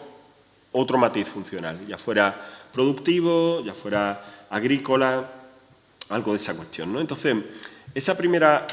Habría que decir que esta condición que os decía de una casa, de 2 personas que decían hacer una casa ya cerca de los 70 años, su primera casa, que es una historia que yo creo que es muy emotiva también, ellos nos pusieron apenas una sola condición. No querían una casa muy grande, ellos ya no iban a tener hijos, como es lógico, ya tenían no pretendían que podrá venir y demás, pero sí nos dijeron, nuestra única condición real es que no nos podemos perder de vista. La frase fue literalmente así. O sea, con la edad que tenemos, lo que hemos vivido, ya asumimos que vamos a acabar juntos, así que la condición de esta casa es que no nos podemos perder de vista en ningún momento. Entonces, esa condición que uno imagina ya como una casa muy transparente, donde uno tiene una conciencia plena de todos los espacios, incluso de los más íntimos. Y al mismo tiempo esta condición de casa muy lineal, con resonancias agrícolas, con resonancias a la nave, al galpón, pues nos hizo pensar en una casa, de nuevo con un presupuesto normal tirando abajo, que funcionase desde una construcción muy seriada, a través de una serie de pórticos repetidos, casi idénticos, muy sistemáticos, que pautaran el solar, que era muy alargado, generando como un ritmo casi machacón, ¿no? Siempre igual, pero que simplemente esos pórticos se construyeran más o menos, proveían de espacios abiertos, patios, de espacios cerrados, interiores, o de espacios semiconstruidos, que serán espacios en penumbra, umbrales, ¿no? Lugares de sombra, ¿no? La casa se divide en 9 pórticos. Que en verdad solo se construyen 7, creo recordar. Un porche, otro porche entrada. Pero en realidad realmente... como el ritmo es como si hubiera 9. Es como esa especie de chiste de que la gente cuenta. Los alumnos cuando hacen prácticas nos llaman al estudio, pero un momento, solo hay 7 pórticos, no 9. Pues ya, hombre, pero es que tampoco hay que ser tan literal. En fin, y al final la casa lo que propone es como esa construcción casi como de construcción agrícola, de pórticos repetidos, de nave contemporánea o de galpón, en su día serían muros de carga, pero que ofrece una mirada limpia de punta a cabo de los 30 metros, pautada, matizada, eso sí, por distintas situaciones climáticas, que esto es vital, ¿no? Por situaciones climáticas, en lo ambiental, en la sombra, en el frescor, en la orientación, y también en lo privativo. Es decir, hay como un verdadero rito en la forma de entrar que de nuevo emula esa condición que os decía, filtrada, pautada, desde lo público a lo privado, mediante filtros, ¿no? Filtros espaciales o ambientales. Claro, nosotros optábamos a hacer un único pórtico, un único sistema estructural que se repitiese y fuese capaz de con ese único sistema estructural resolver todo, ¿no? Resolver el programa funcional, resolver las instalaciones, resolver el problema estructural también, que ahora veremos, ¿no? Eran como esos 9 pórticos repetidos, siempre iguales. Entonces, al final, la casa se construye a través de 2 pequeños brazos, ¿no? Uno mucho más estrecho, que alberga mobiliario, cocina, y otro... Más o menos, ¿no? Sí. Bueno, como esta pequeña banda y otra banda aún más estrecha, ¿no? Que tiene como doble sentido. Por un lado es como un sentido funcional, albergar como los espacios servidores y liberar los espacios servidos, ¿no? Eso que siempre nos han enseñado. Pero por otro pasa también un problema estructural. Nosotros estamos en una casa de pueblo donde las 2 casas de al lado eran de muros de carga, que antiguamente habían sido compartidos en muy malas condiciones. Entonces necesitamos retirar la cimentación de esos muros, por un lado a través de un vuelo y por el otro dividiendo la carga entre 2 pequeños pilares, con lo cual nos evitábamos ese problema de cargar excesivamente pegado a la medianera. Eso es, aquí lo veis muy bien. Al final se trata, bueno, pues de repetir esos pórticos que disminuyen mucho la carga justo en las líneas medianeras y al final una casa muy transparente que también se une a una construcción industrializada. Bueno, no voy a decir que hubiera urgencia, tampoco son tan mayores, les queda mucha vida por delante, pero a todos nos parecía que era buena idea que la construcción tardara poco, que recurriéramos también incluso a estos sistemas ahora que, bueno, pues ahora no, pero que hace mucho tiempo ya que se asocian casi a construcciones más industriales o más ligadas pues a las periferias de los pueblos, ¿no? Que esa es otra, ¿no? Uno tiene una imagen del pueblo andaluz blanco, más o menos pintoresco, y en realidad la imagen de los pueblos andaluces hoy día ya es de una periferia genérica de naves industriales y de una construcción pues que poco tiene que ver con artesanía. Esa seriación, ¿no? Y ese sistema tan eficiente resolvía las instalaciones, como hemos dicho, las estructuras, el propio mobiliario, todo se resolvía a partir del sistema estructural. ¿Pasa la...? ¿Pasa también? Sí, pasa. Veis que incluso se estudió todo el sistema de aire acondicionado, todo el sistema de instalaciones, se proyectó dentro de esas propias estanterías, que era todo elementos estructurales, elementos mobiliarios, elementos de instalaciones, todo queda empaquetado. Sí, que también absorbe las carpinterías para poder abrir la casa completamente, de modo que las hojas quedan absorbidas en esa banda. Por ahí van todas las instalaciones, que lo veis en el mobiliario y demás. Y bueno, pues la casa al final pues una casa que buena parte del año es como un gran porche en realidad, no hay una conciencia de casa cerrada o acotada, sino que es como un porche que está abierto directamente al jardín, ¿no? Y donde la estructura, claro, tiene una expresión pues muy presente, de modo que también pauta esa especie de espacio de 30 metros que necesitaba un cierto matiz. No bastaba con una gran nave, sino que creíamos que la presencia de la estructura iba a ser elemento. Esto no en los proyectos que hemos traído hoy especialmente, aunque también lo habéis visto con las alcenas de hormigón antes, ¿no? Pero es verdad que intentamos que la estructura, digamos que la arquitectura funcione desde claves abstractas. La abstracción para nosotros es un método de trabajo natural, seguramente por nuestra educación, porque así nos lo han enseñado, pero intentamos matizar la abstracción a través de la construcción. Es decir, que la construcción viene a aportar pues, un cierto acercamiento a la atmósfera de la arquitectura, que la abstracción, que puede ser tan útil para ciertas cuestiones compositivas o de orden, a veces resta y nos parece especialmente fría. No nos interesa la abstracción si es como un ejercicio más cercano a las artes plásticas, ¿no? Nos interesa la abstracción por sus cuestiones conceptuales, pero nos parece que los espacios cargados de matices constructivos no son más interesantes. Esa doble banda también nos permitía meter lucernario, pequeños lucernarios en las partes centrales de la casa, donde está menos iluminada, e incluso crear mecanismos como muy rudimentarios como estos, que son una especie de chimenea de ventilación que nos permite ventilaciones cruzadas en todas las habitaciones, con unos pequeños lucernarios arriba que se accionan mecánicamente y una serie de puertas o pequeños postigos dentro de las habitaciones. Siempre tenemos un sistema de convección del aire que junto con los ventiladores hace que necesitemos muy poco el aire acondicionado en la... Claro, ellos venían de Bélgica y dijeron, bueno, es que esta casa no va a necesitar aire acondicionado. Y dijimos, pasa un primer verano en Sevilla y fíjate que vamos a hacer lo posible porque lo sé muy poco, pero aún así te vamos a poner un poquito de aire acondicionado. Tú ya lo utilizas si quieres. Entonces, bueno, es verdad que este postigo abierto unido a la convección del aire y esta claraboya que se abre automáticamente y la carpintería al patio, pues genera una brisa cruzada muy agradable, pero lo dicho, cuando en Sevilla aprieta, un poquito de Daikin si necesario. Y surgen estos espacios que os digo, que también tienen como otras virtudes. Al final, siempre nos interesan esto lo hemos aprendido todos, sobre todo con el desarrollo del oficio. Los argumentos, las razones arquitectónicas, cuanto más ambivalentes sean, siempre serán mejores. Ya no solo vale por cuestiones climáticas, ni por el interés espacial de un espacio muy estrecho y muy acusado, ¿no? Que siempre es sugerente, sino también por esta condición de que la arquitectura está acolchada, que uno no vive limitado por su vecino por una membrana o por un filamento, sino que hay como espacio. Hoy día no podemos tener, o al menos en Andalucía, muros de grandes inercias, de grandes espesores, pero se pueden conseguir como esas mismas sensaciones a través de espacios técnicos que doblan el perímetro del espacio doméstico, ¿no? Bueno, esto que decíamos, que hasta los espacios más privados pues son muy fluidos y muy abiertos por esta condición que ellos querían de estar siempre un poco a la vista. Y después, claro, la cuestión del color. Esto que os decíamos de que veréis proyectos nuestros que son como muy calmados en su expresión cromática, pero aquí había esta historia, seguramente también contaminados por estos amigos nuestros ya, ¿no? que vienen del mundo también del arte. Bueno, nosotros asumimos que la arquitectura, al menos la que nosotros hacemos, surge de una conversación entre María y nosotros, y también entre nosotros y el contexto, y por contexto entender todo lo que sabéis que es: cultura, clientes, economía. No somos arquitectos impositivos. Creemos que hay un margen muy amplio entre lo que una persona quiere y lo que nosotros le podemos ofrecer, que seguramente nos permita llegar a un acuerdo, aunque ha habido veces que no ha sido posible, claro.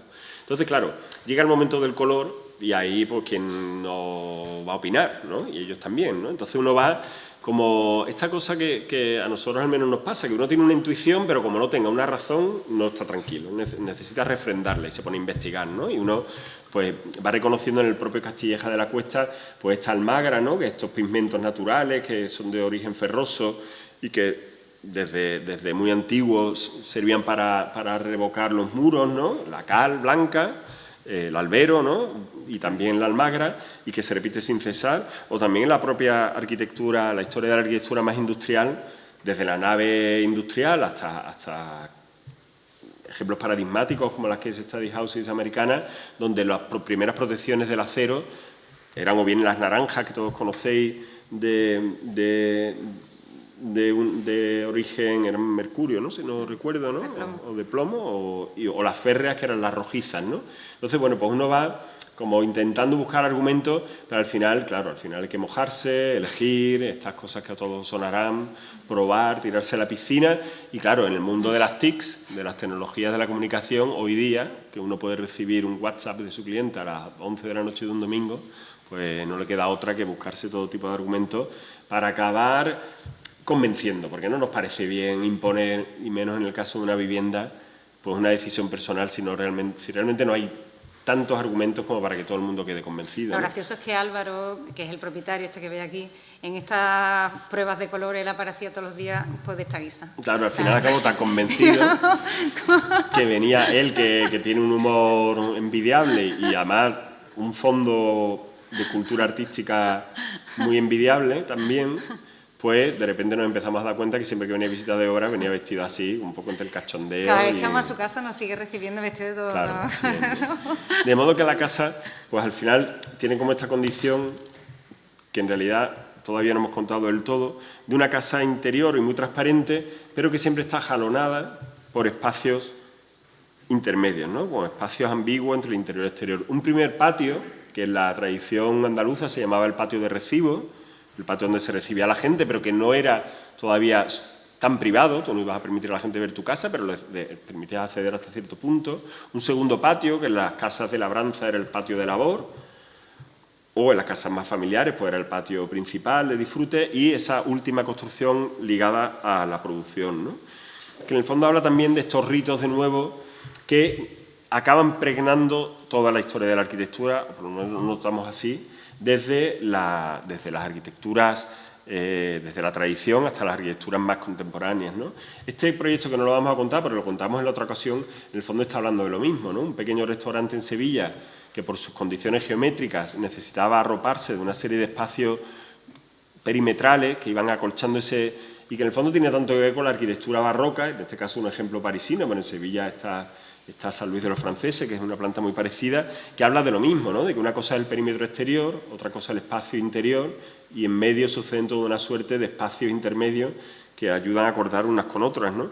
Y que hablan de aquello que Cesare Brandi decía y que para nosotros también fue un descubrimiento, ¿no? Cuando él dice toda arquitectura, de modo consciente o inconsciente, procede de un pasado paradigmático, ¿no? Y esto es muy sugerente porque al final uno, todo lo que haga, a nada que se ponga a buscar, encontrará siempre un paradigma que algo le puede susurrar, le puede ayudar para escribir tu propio camino, ¿no? Porque en el fondo ya ese camino empezó en otro momento y en otra geografía. Claro, lo quizás, paradigmático, ¿no? puede ser una obra ejemplar o puede ser pues el recorrido que tú hacías de pequeño cuando ibas desde tu casa al colegio, ¿no? En nuestro caso, esta valla que ves aquí era un colegio que había al lado de mi casa de Ayamonte, donde yo pasaba cuando era pequeña, y siempre y luego cuando Juanjo ya empezó a venir a Ayamonte, lo comentábamos muchas veces, nos parecía súper bonito, ¿no? Porque era esta especie de celosía que hacía que, depende de la hora del día que pasase, parecía que la fachada vibraba, ¿no? Cambiaba completamente y era por el abocinado de estos pequeños huecos. Claro, en nuestra casa, y esto quizás sí es un asunto como que los que hacéis trabajo profesional, pues os sentiréis plenamente identificados, hubo como unos cuantos retos. Todo proyecto, por pequeño que sea, tiene sus propios retos. Eso es otra cosa que hemos aprendido a base de golpes, ¿no? Por pequeño que sea un proyecto, por humilde que pueda llegar a ser, todos tienen sus retos, sean tecnológicos, normativos. Y aquí hay una condición que, aunque no cumplen en absoluto a las casas del resto de la calle, la normativa decía que al ser un pueblo blanco andaluz, en su origen, las casas debían ser de muro de carga, o en su defecto, si no fueran de carga, donde predominara el macizo respecto al hueco, y de colores claros, especialmente blanco a poder ser, ¿no? Preferentemente blanco, sí. En fin, a nosotros nos parecía una casa completamente opaca, era excesivamente agresiva con la calle, ¿no? No creemos en esa cosa de niego a la calle porque no me gusta, nos parece que es una forma cobarde. Es verdad que el patio de recibo nos permitía que la casa, como un colchón, que la casa se pudiese abrir en planta baja sin necesidad de abrirse directamente a una acera por donde pasaba de 1,20 m por donde pasan muchas personas, pero no queríamos esa condición de casa totalmente hermética que no dialoga absolutamente nada con la calle, ¿no? En fin, que al final encontramos este recurso, que también hemos repetido en varias obras, de intentar trastocar algún elemento constructivo. En concreto son estas piezas cerámicas para hacer escalonados, peldañeados en las zancas de hormigón, ¿no? Tú tienes la zanca de hormigón y ya pones estas piezas y ya te sale el peldañado, pero puesta en vertical nos permitía desarrollar una celosía, pues también con huecos abocinados, que generaba esa vibración que María recordaba en su celosía de la infancia, ¿no? De modo que al final, bueno, pues con una pieza muy barata, que es el Fosca de nuevo con el mortero de cal, se genera un filtro que garantiza la privacidad de la casa, pero también, bueno, pues una cierta vibración, tanto en el interior como en el exterior, ya veré, que permite este primer patio de recibo que garantiza que todas estas estancias se pueden abrir completamente aquí teniendo una ventilación cruzada óptima, sin necesidad de en planta baja estar completamente abierto a una calle que además es la principal del pueblo y tiene muchísimo tráfico, ¿no? De modo que al final la casa es esta. La gente del pueblo dice que, bueno, los que no bueno, el son otro día críticos. nuestra amiga Gemma recibió al cura del pueblo, porque pasó por allí la procesión y le dijo a la alcaldesa que qué le parecía esa casa que habían hecho, y nuestra amiga, que ni corta ni preciosa, le dijo a la alcaldesa, no, Te invito a venga merendar. a verla y ya está.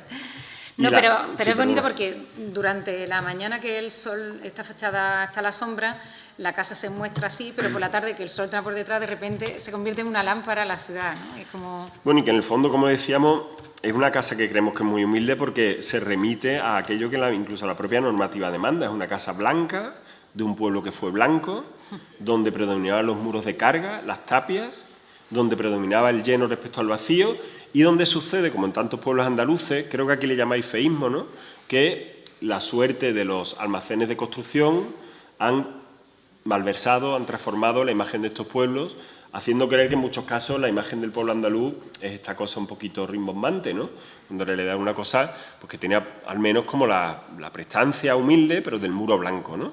Así que la casa que nosotros defendemos, que realmente está más cercana a los ritos y a la tradición de este pueblo, pues esta casa, que por otra parte intenta reconstruir, sin ser retórico, elementos que sí nos parecen importantes. Por ejemplo, la cornisa, como un elemento que sabe rematar el muro, que no es un muro de tapia, sino que es un muro de casa, por lo tanto aparece este elemento un poco exagerado que hace de cornisa y que también da pues, el remedio de las barandillas de las casas de al lado. Aparece la celosía que ya ha contado María para denotar que detrás está pasando algo que vibra. Aparece el balcón como un elemento absolutamente ligado al rito y a la vivencia del mundo doméstico en su intercambio con la calle, y aparece una puerta que no sé si hemos traído alguna foto, que es un tanto compleja porque funciona a base de postigos. Puede abrirse, pero también puede abrirse lateralmente solamente para ventilar o para asomarse o para que el cartero vea que hay gente, en fin, que tiene una serie de elementos y que no es que suceda todos los días, pero que hay momentos donde pasan estas cosas, y en efecto la casa pues participa del rito de la ciudad, y cuando pasa por aquí la Hermandad del Rocío, creo que es esto, ¿no?, Sí. que va para Huelva, que esto va de camino a Huelva, pues la casa se abre plenamente como aquellos dibujos que hicimos para Bartelbus y participa de la fiesta urbana, ¿no?, abriéndose de esta manera. En el fondo, este título, a lo mejor un poco misterioso, de ancla o trampolín, bueno, lo que está parafraseando un micropoema o un aforismo del poeta argentino Andrés Neumann, ¿no?, que dice literalmente tradición, es muy corto, pero son como aforismos, dice tradición, ancla o trampolín. Nos pareció bien, un poco facilón, ¿no?, esto de que la tradición o te frena, ¿no?, o te para, o te permite saltar hacia adelante, ¿no? Pero el verdadero descubrimiento de este título, que nos parecía bien, porque hablaba esto del rito, de hasta qué punto la tradición nos puede ayudar a saltar hacia adelante, cuando ha cogido verdadera valencia, cuando ha cogido verdadera importancia, ha sido cuando lo leímos en galego. Así que gracias por el regalo. Y sonaba de una manera, pues, mucho más resonante, porque es áncora, si no me equivoco, ¿no? Áncora o trampolín, ¿no? ¿Es así? ¿No lo pronuncio muy mal? Es así, ¿no? Entonces, claro, es verdad que en castellano también ancorar es anclar, pero no se utiliza nunca. Utilizamos ancla. Aquí utilizáis ancla y también áncora. Y claro, al leer áncora, recordamos un texto de Stephen Hall muy bonito que se llama anchorings también, porque en inglés la palabra está mucho más cercana al galego, al castellano, ¿no? Y hablaba del ancla no como algo que te frena, sino algo que te une a los lugares, ¿no?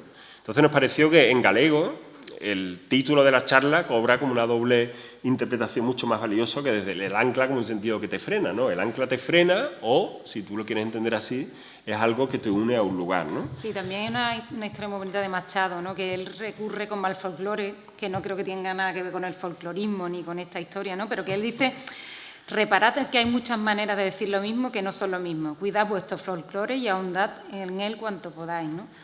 Yo creo que tiene que ver con esto, ¿no?, de utilizar el folclore casi como un trampolín y no como un ancla. Bueno, vamos ya rápido. Que Sí, nos vamos, pasando. vamos. Bueno, la casa simplemente al final estaba lleno de dispositivos también, gracias a la ayuda de Gemma también, que intentaban que esa casa exterior fuera tan intensa y habitable como la casa interior. Esto que os decíamos de que el vacío no es lo que queda, sino que el vacío es algo tan proyectado y con tantas pretensiones de ser habitado como el interior. De modo que van surgiendo cosas. Por ejemplo, cuando nos reunimos con nuestros clientes solemos decirle ¿qué queréis? Y os pasará a vosotros. Todos te dicen 3 dormitorios, un cuarto de baño, cocina, pasillo, 2 cuartos de baño. O el que no te viene con el papel de cuadrito. Bueno, no hablemos de estas cosas, que en un día festivo para celebrar los premios de arquitectura del colegio no vamos a lamentarnos. Pero bueno, sí hay como este entendimiento de que la aspiración de una casa es un esquema funcional. Y nosotros intentamos explicarle que sin querer ponernos cursi nos gustaría aspirar a algo más, que hubiera algo en la vivencia de una casa, que es como pues, seguramente una de las máximas aspiraciones de cualquier persona, hacerse su propia casa, algo que fuera más allá.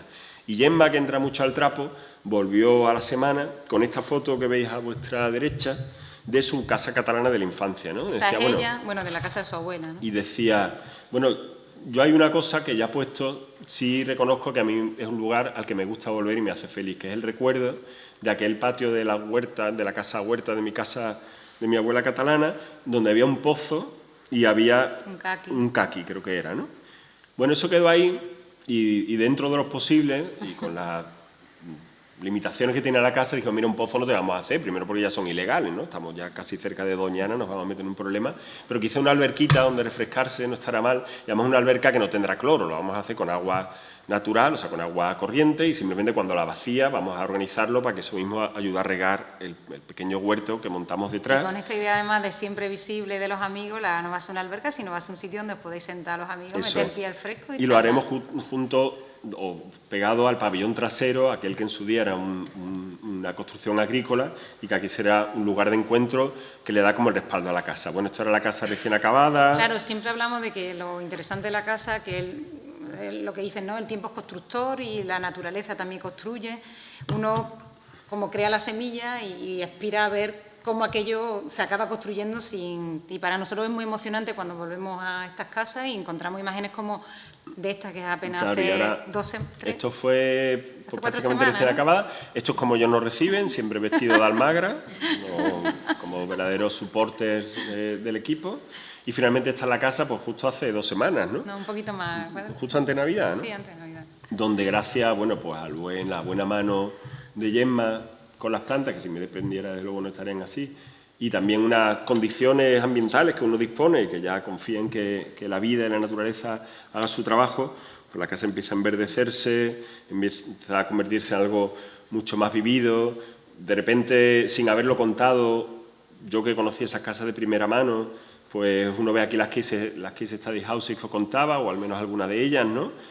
Porque ellos vienen de este mundo pop y del arte donde aparecen estos colores que parece que no se los pedimos y sin embargo riman de alguna manera, o la casa empieza a suceder estas cosas y Gemma pues vive entre su antiguo pozo, ahora y ya hemos alberca, comido los caquis, y ya nos hemos comido los caquis que da este otro árbol, ¿no?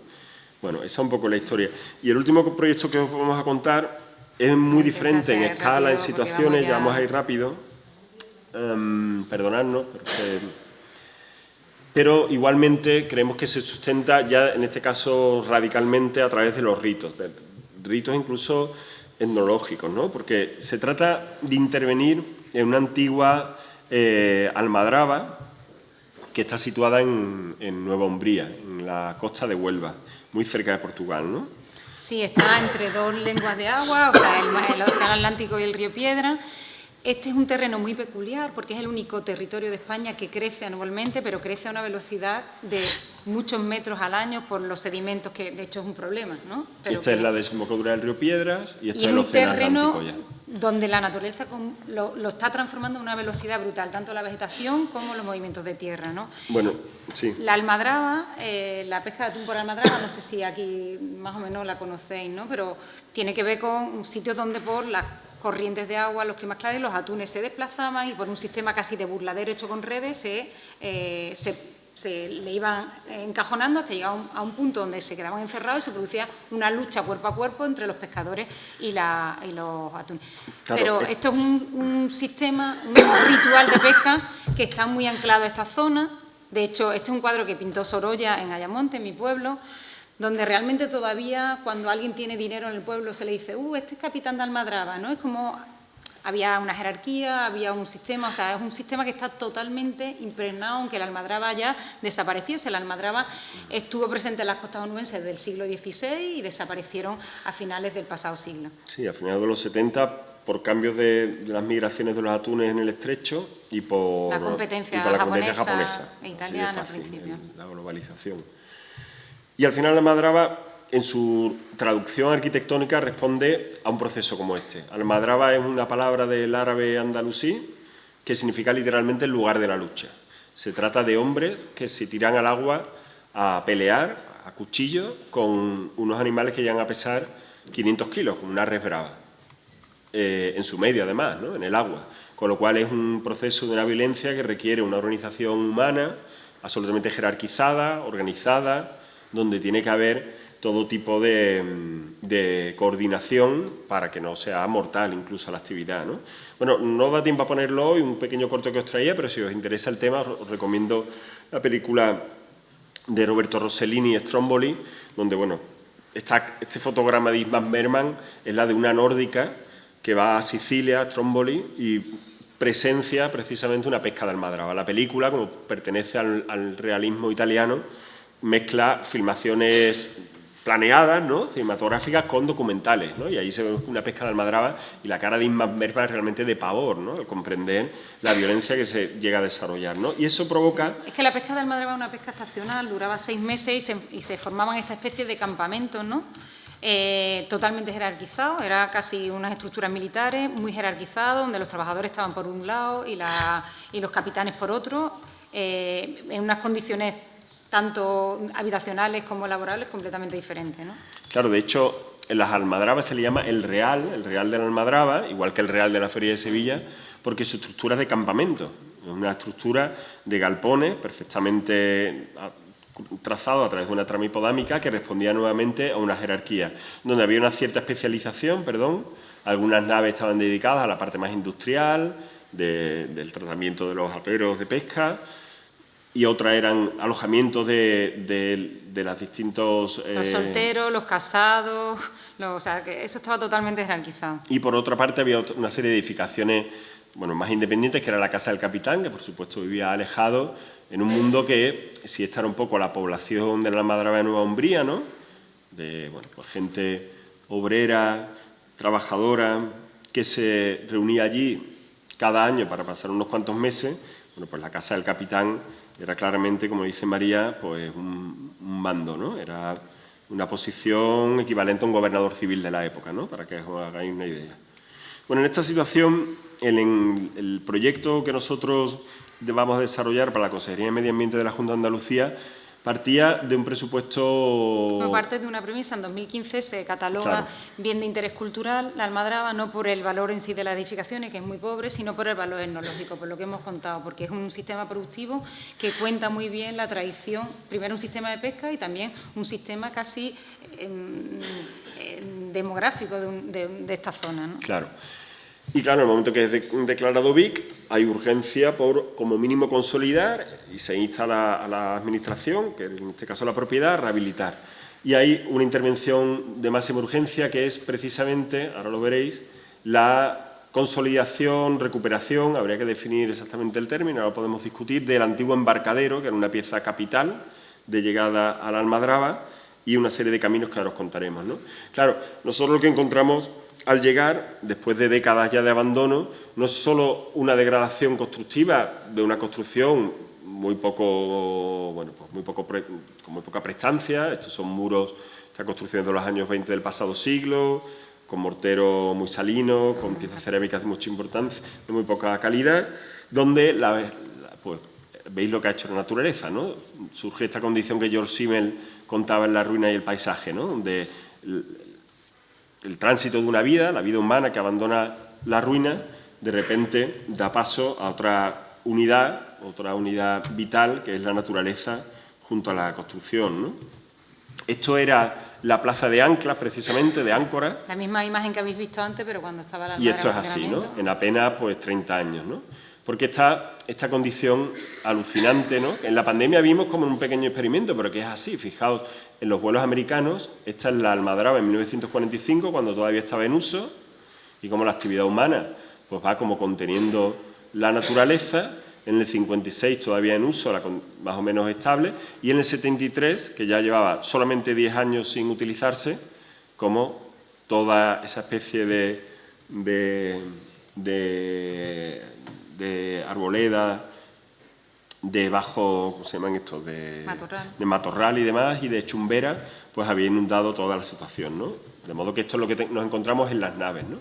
El encargo, bueno, esto lo voy a pasar muy rápido, ¿no? Esto es una intervención de Soledad Sevilla basada precisamente en la almadraba, que ella juega con el participio del rompido, que es una playa cercana. Se llama el rompido, esto se le llama la almadraba Nueva Umbría, la almadraba rompido, porque pertenece a la playa del rompido, y ella juega con esa idea de grieta, ¿no? De roto, como rompido de... Como una especie de participio equívoco, ¿no? Y hablaba del rompido como esta especie de grieta con la que Soledad Sevilla evocaba la belleza de la ruina que encontró en la almadraba, ¿no? Que es un sitio especialmente evocador. Como decía, nuestra primera intervención es casi de urgencia, una vez que es declarada BIC el conjunto, y es recuperar lo poco que quedaba del embarcadero, que era una pieza importantísima, y generar un tránsito que permitiera reconocer el paisaje, que es un paisaje natural protegido, y cruzar al otro flanco, al flanco atlántico de la lengua, ¿no? Bueno, al final... Bueno, y básicamente vallar el conjunto para que... Claro, y unas operaciones de consolidación para que la ruina no vaya más, mientras, entre otras cosas, los políticos se aclaran en qué pueden utilizar este resto, ¿no? Claro, la paradoja de esta situación es que lo que nosotros nos encontramos del llamado embarcadero es esto, ¿no? Y con la marea baja. Esto es, con la marea baja, en efecto, con las batidas de la corriente de la desembocadura del río Piedras, lo que quedaban apenas pues eran unos cimientos de una piedra del lugar, que se llama Guaraca, donde, bueno, pues prácticamente no quedaba nada, ¿no? Ni siquiera sabíamos cómo era exactamente el embarcadero. Había testimonios, algunos libros escritos del genio local que se ha tomado la molestia de documentar un poco sus recuerdos y los de sus familiares, pero no había mucho conocimiento. Solamente a través de un vídeo de la Escuela de Veterinarios de la Facultad de Veterinaria de Córdoba, de los años 50. De los años 50, como esto es una almadraba, fue a través de la Escuela de Veterinario, encontramos estos dos fotogramas donde se mostraba una cosa muy interesante, y es que esta especie de pantalán no era tanto un pantalán, bueno, pues digamos flexible, capaz de adaptarse a la marea, ¿no?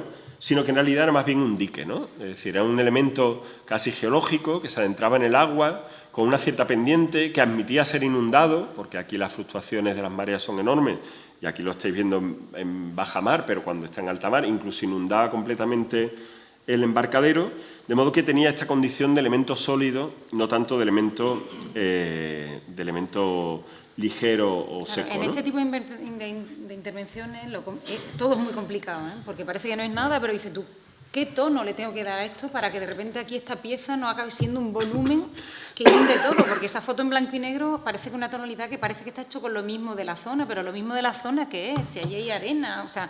Entonces nosotros hicimos estas imágenes que era a lo que queríamos aspirar, ¿no? Que el dique apareciese casi como una prolongación de la arena, que evidentemente no podía ser de arena, que pudiese ser inundable si las mareas son de máximas crecidas, pero no teníamos mucho más datos, ¿no?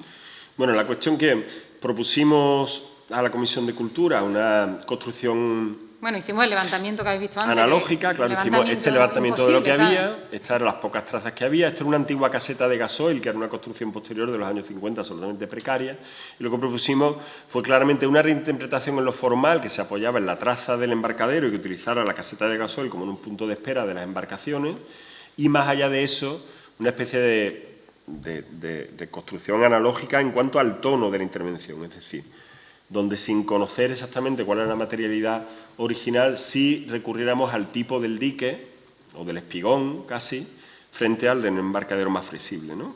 Intentando evocar un elemento más propio de la geología, casi que de la construcción. Claro, hicimos también humana, estudios de mareas, que no son las mismas de ahora de antes, para saber exactamente el punto de inundabilidad que podía tener para que fuese útil, pero sabiendo también que en las máximas crecidas el embarcadero se iba a inundar. Claro, todo esto es en el estudio, uno dibujando, ¿no?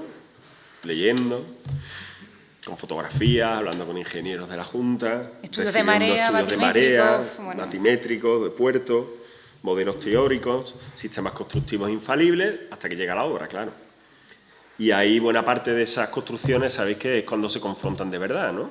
Y creo que hay que tener cintura. Yo creo que en España, nosotros que ahora trabajamos en Corea, lo estamos viendo, tiene cosas positivas, pero otras no, pero en España todavía hay margen en las direcciones de obra, nos tenemos que cada vez menos, para seguir pensando en definitiva, es decir, para comprender que uno no deja de pensar el día que entregan el proyecto, sino que en realidad el proceso de obra no es más que una confrontación con otros parámetros de lo que ya se estuvo pensando en el estudio en su momento, ¿no? Y los sistemas constructivos que habíamos previsto, con sacos terreros que contuvieran el agua con la bajamar, con tabla estaca, eran absolutamente imposibles. También porque aquí tenemos una condición, no teníamos ni luz ni agua. No claro. Podíamos acceder por aquí, por donde veis, porque cuando la marea es muy baja, el fango no nos dejaba acceder y la única posibilidad de acceder era por la playa, que la población más cercana está a 14 kilómetros, por la playa, que cuando sube la marea tampoco tenemos acceso. O sea, nosotros teníamos unas condiciones que teníamos que trabajar ahí, pues en eso. Sí, casi preindustriales, ¿no? Entonces, claro, uno piensa, bueno, si lo hicieron en los años 20, pues nosotros tenemos que ser capaces de hacerlos también, ¿no? Es más, si la almadraba es un arte que proviene de los romanos y ya había como este tipo de construcciones hidráulicas, nosotros tenemos que ser capaces también, ¿no? Es más, si nuestras condiciones de trabajo son casi romanas, sin agua, sin luz, con acceso complicado, a lo mejor tendremos que trabajar como romanos, ¿no? Habrá que buscar cuál era el proceso por el cual ellos pues acabaron construyendo, ¿no? Entonces, bueno, encontramos esta tesis doctoral dedicada precisamente a las instalaciones fluvio-marítimas de las construcciones fluviales romanas y bueno, vimos que al final había una construcción que se basaba fundamentalmente en sedimentos, ¿no? Que aprovechar la bajamar, para ir depositando tongadas de hormigón, en este caso, ciclópeo, que nosotros mezclaríamos con la piedra que todavía quedaba en el lugar del antiguo dique, para ir haciendo por tongadas pequeñas contenciones del agua que nos iban permitiendo crecer y que en su interior, bueno, pues utilizamos todos los escombros que había de la antigua almadraba para ir generando... Y la propia arena para hacer un cajón, porque nuestro problema aquí era las corrientes de agua, ¿no? Hacer un cajón lo suficientemente sólido para que la corriente de agua no se lo llevase y luego además un sistema constructivo que nos permitiese trabajar con las mareas. Nosotros teníamos un listado de las mareas y podíamos ir trabajando cuando nos íbamos inundando a otro lado. Entonces, era bastante rudimentario. Bueno, y con 3 trabajadores. No sé. Bueno, en las 2 losas al final conseguían que la estructura funcionara como un cajón, que era mucho más capaz de absorber los esfuerzos horizontales de las corrientes marítimas, ¿no?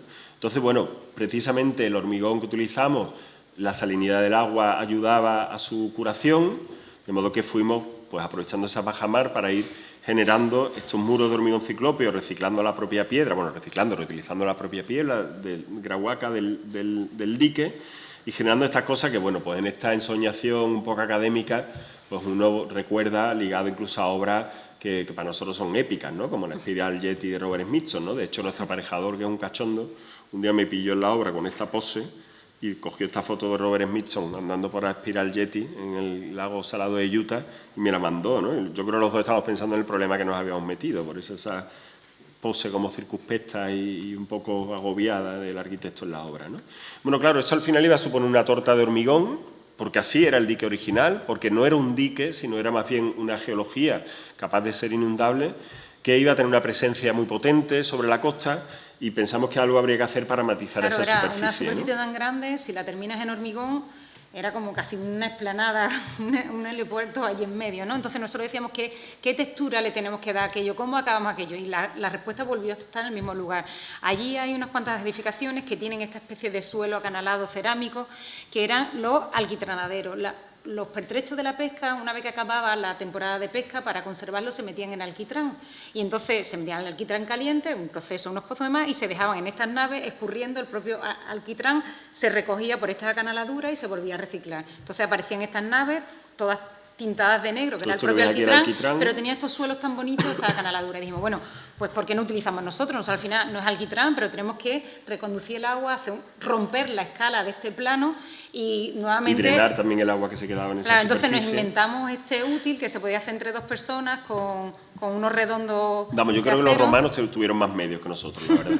Porque al final con un útil hecho con redondo... nuestros trabajadores, ¿eh? No me íbamos pues haciendo una impresión, una suerte de hormigón impreso, que hoy día es como una cosa comercial, que te hacen lo que tú quieras, el suelo de los palacios capitolinos si quieres, pero aquí simplemente es esa especie de espiga doble que bueno, pues va generando un poco de un ritmo que en la lectura más cercana es más amable que el simple suelo liso y que tiene esa resonancia a las acanaladuras del alquitrán que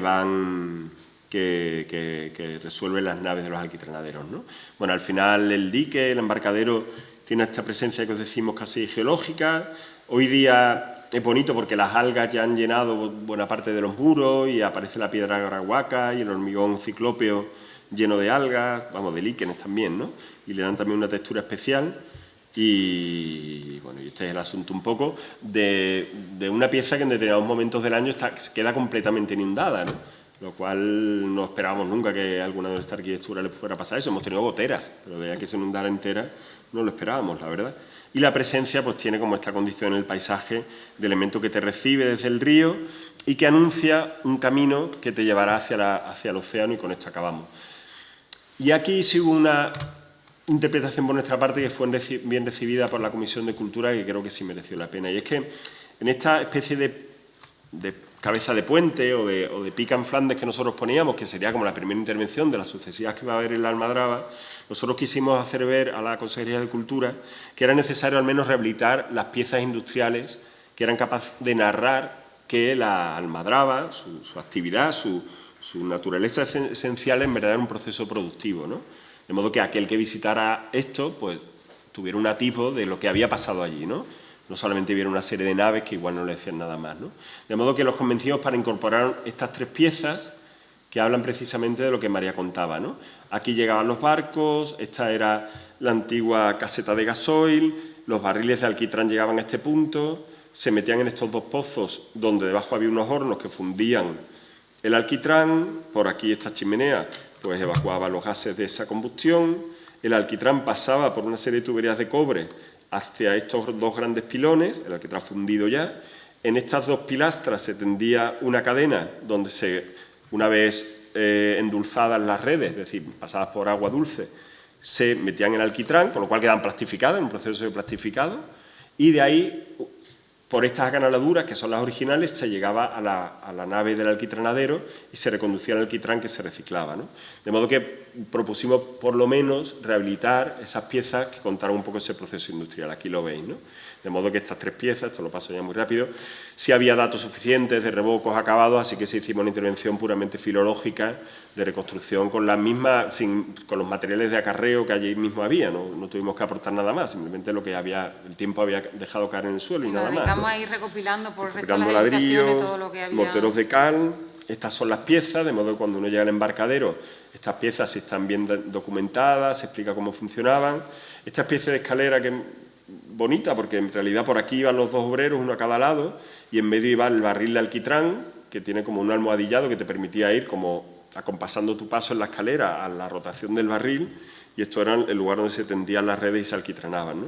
Lo bonito cuando trabajas a escala paisajística es que de repente rehabilitas estas piezas que uno no sabe muy bien lo que son casi bodegones paisajísticos, ¿no? Es como algo, nosotros veíamos aquello y nos parecía... Sí, pero más allá de esa como fascinación formal inevitable, ¿no? Porque uno lucha contra eso, ¿no? Un arquitecto no puede ser solo formal, pero caemos inevitablemente en esa especie de satisfacción. En el fondo, el sentido, que sí creemos que lo tiene, es contar la esencia de aquel lugar, ¿no? ¿Por qué aquello estaba allí precisamente, ¿no? Y finalmente, la tercera parte del proyecto era pues anudar las dos márgenes, ¿no? La del río Piedra y la de la ribera atlántica, ¿no? Esta que veis aquí, un Atlántico ya limpio y abierto al mar, surcando, y este fue el reto de esta parte del proyecto, un terreno natural protegido especialmente sensible porque anidan infinidad, recordamos que estaban muy cerca del estrecho, que era lo que daba sentido al paso de los atunes, a que existiera el Almadraba desde hace siglos, pues existen una barbaridad de naves que anidan en sus migraciones euroafricanas en este lugar. Entonces un sitio hipersensible, porque y también anidación, puestas... Ya paralelo a la costa hay un doble cordón dunar que además en los años de se desarrolla el proyecto hasta que empezamos a construir la obra, esas dunas habían crecido más de 2 metros, con lo cual hubo que modificar totalmente el trazado in situ y conseguir además pendientes más o menos razonables, claro, para sí, porque conseguir la accesibilidad. Con buena intención, pero para nuestro pasmo en un principio nos dijeron tiene que haber accesibilidad universal.